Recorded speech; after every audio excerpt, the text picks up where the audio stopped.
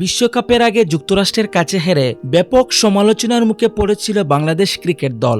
আইসিসির সহযোগী সদস্য দেশের কাছে হারের পর সামাজিক যোগাযোগ মাধ্যমে হাস্যরসাত্মক ও ব্যঙ্গাত্মক দৃষ্টিতে দেশের ক্রিকেট নিয়ে নানা ধরনের মন্তব্য করেন ক্রিকেট প্রেমীরা।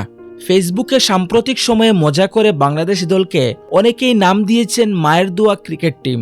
ভক্তদের দেওয়া এমন মজার নাম যে ক্রিকেটারদের নজর এড়ায়নি, সেটির প্রমাণ দিয়েছেন সাকিব আল হাসান।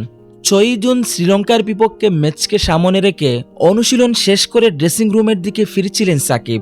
সে সময় বিশ্বকাপ কাভার করতে যাওয়া বাংলাদেশের সাংবাদিকদের সঙ্গে হাস্যরসাত্মক মতবিনিময় করতে দেখা যায় সাকিবকে।